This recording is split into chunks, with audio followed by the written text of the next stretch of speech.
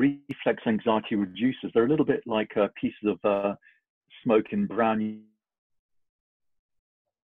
motion. They need structure and hierarchy around them. Can you repeat that actually? Because you actually froze on the Zoom call. Yeah, for sure. Humans are not good at self-directing. They're a little bit like particles of smoke moving around in random Brownian motion, and they require structure and hierarchy. And of course, nature, having recognized that, programmed us to require structure and hierarchy so we can function properly in tribes. Otherwise, there would be complete anarchy. And so, therefore, expecting people to work from home as a productive manner as they would whilst being at work when they have their structure and hierarchy clearly demarcated is unrealistic, can take into account the psychology of humans. Add into that, therefore, that if you take away structure, you increase anxiety, because anxiety seeks structure. So the less structure you have, the more anxiety you have. The more structure you have, the less anxiety you have. So right now, go on. So what solutions do you actually have for that? In terms of dealing with stress and mental health at this time? It is crucial that people give themselves a routine at home that they stick to. But of course, the difficulty with that is that there's too many demands on their time if they're living with their families. It's almost impossible to do that. You've got to be quite psychopathic or Aspergian to be able to sit back and ignore your wife or your children vying for your attention. But that's what you have to try and do, as your friend does. He gives him a routine to himself and his family. And I would venture that your friend probably is on the right side of the Asperger spectrum. And the other thing to do is to de-stress again by doing exercise, but not everyone are natural exercisers. And so that's not going to be sufficient for everyone.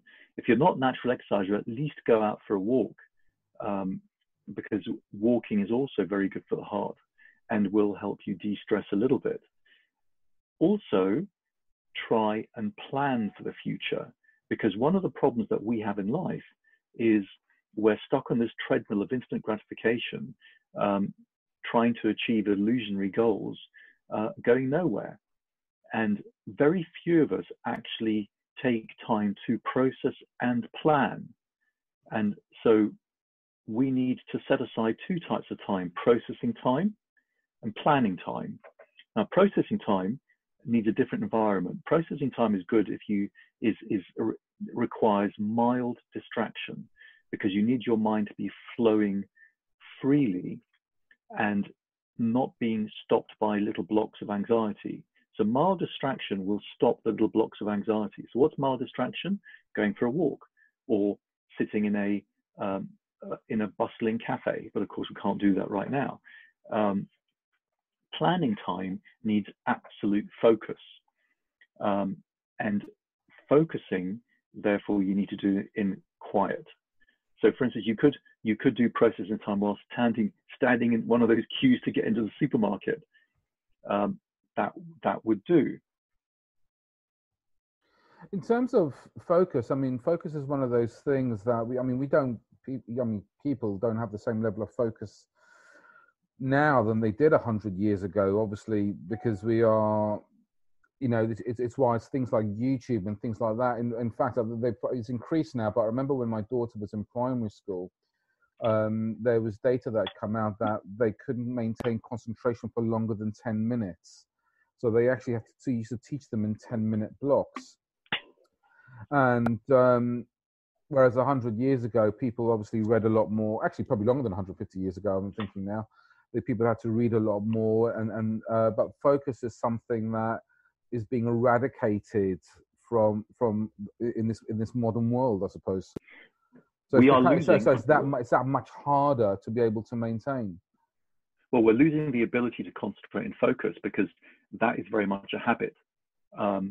And with constant demands on our attention, WhatsApp, text, emails, etc., Instagram, Facebook, every time we get distracted, we break our focus and we lose our train of thought. And it is catastrophic. If you go to art galleries and you look at pictures, 100 years ago, 200, 300 years ago, people who used to look at these pictures had the ability to focus for half an hour, even more, looking at the intricate details of the pictures, of the story that the picture told, of the details of the items that are depicted. And of course, now it's a rare example where you'll get anyone looking at something more than 2 or 3 minutes. No, absolutely, I agree with that. So, in terms of how people can get their focus, I mean, to maintain their focus, I mean, what do you actually have any tools or resources they can actually access to be able to do that? Yeah, so I'll give you a couple of examples. When I have patients with attention deficit hyperactivity disorder, not that of course we're giving advice as a licensed entity here, they can often do very well at work because there's a strong structure around them. But if they try and work from home or set up their own business because they have been successful, that's when things tend to fall apart. What I've noticed though is if you give people with ADHD medication to improve their concentration, they tend to not need the medication as much as they did as time goes on, because they develop the habit of concentration. So it is very much a habit. So for anyone without ADHD to develop the habit, you have to give yourself the opportunity to, which is when you sit down to work, you don't have your phone next to you, or you make a point of not answering any kind of media for a fixed period of time, which will allow you to get on and concentrate and develop focus on what you're doing. Because it's actually quite hard, because people, particularly on their laptops, they'll actually have all these reminders keep coming up. Like, for example, on my Mac, on the top right-hand corner, I'll say you've got an appointment at this time, or there's an email message that's come in, or there's a Facebook message that's come in, or even I think I get Business Insider alerts.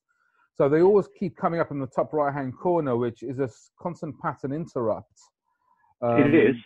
I mean, I'm sure the computer and in fact phone allows you to mute the. No, you probably do, but I suppose I've actually learned to live with it, and in some ways, it's actually quite important, because it does give me a lot of reminders, which I actually need. Otherwise, I'll totally be disorganized. So there's elements of balance you've got to find.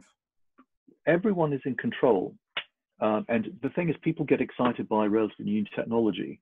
And if something seems new and exciting and powerful, then they want to give it their attention. So I remember my grandfather, who lived into over 100. So he was alive when effectively the phone was just about invented.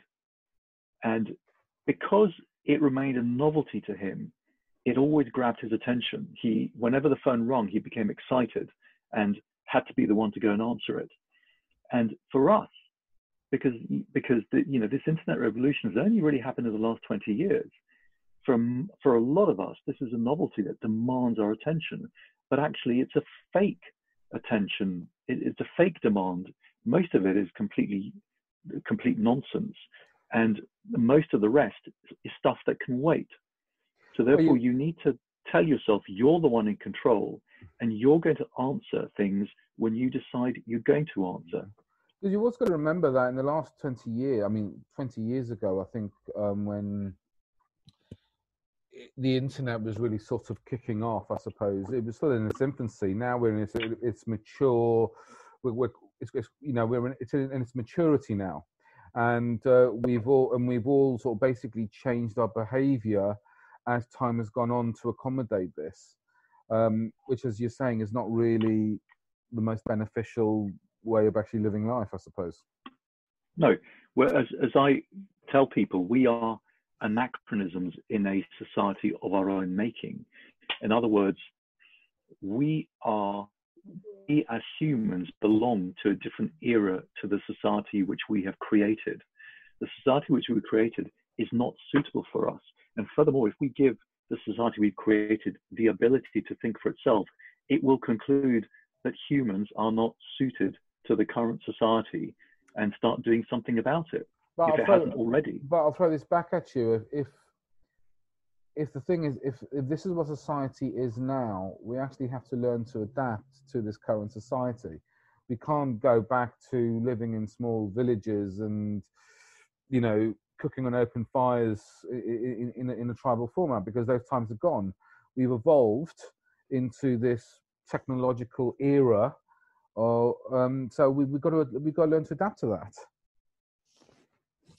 We can't change our natures. That's the problem. But our nature changes as our environment changes, is it not? Unfortunately not, and that's why humans are dying. So okay. Depression 20 years ago was the 5th commonest cause of illness and death. It's now the commonest. Why is this?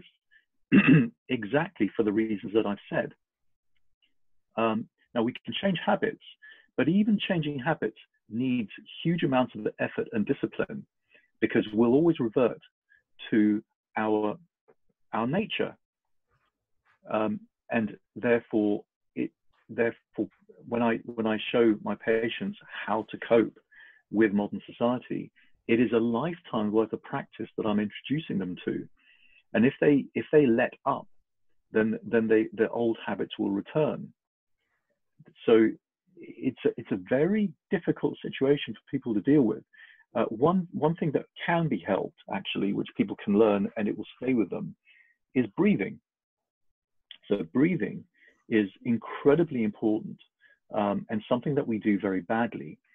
Most people will breathe too fast and too shallow. So that's rapid, shallow breathing, mainly because they spend most of the time hunched over their desks or hunched over their phones, compressing their chest.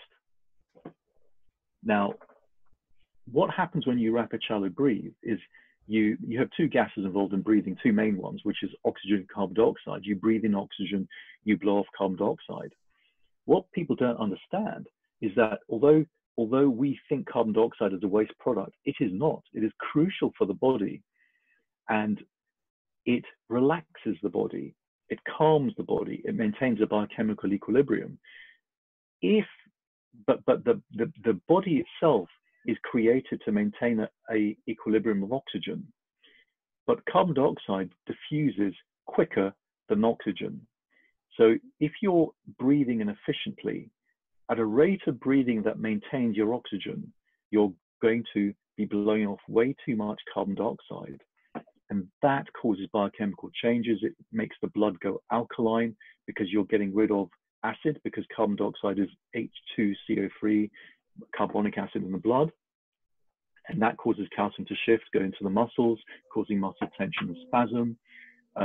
The oxyhemoglobin curve shifts to the right, so oxygen binds less to hemoglobin, so your heart has to beat faster in order to provide enough oxygen to the body. So you start, if you think about it, it's a very interesting interplay between physical and psychological symptoms, because your heart starts beating, you start having muscle spasms and tremor, and those are also symptoms of anxiety. But if you perceive them, you think, wow, I've got a racing heart, I've got hand tremor, I must be anxious. And so you start this vicious cycle of thinking you're anxious and feeling even worse, and that can cause a panic attack. And in fact, some people have muscle tension of their chest muscles to the extent that they think they're having a heart attack, and they go to casualty and they're told, no, you're having a panic attack. Doesn't make them feel much better, it has to be said. Okay, because panic attacks are terrible. So let me ask you this then: if and I've totally bought into this whole breathing thing, and I think we'll do. I mean, the thing is, you know, cultures, you know, practice breathing, you know, particularly I suppose Buddhists and things like that do a lot of breathing in terms of to maintain their calm and their peace. So what type of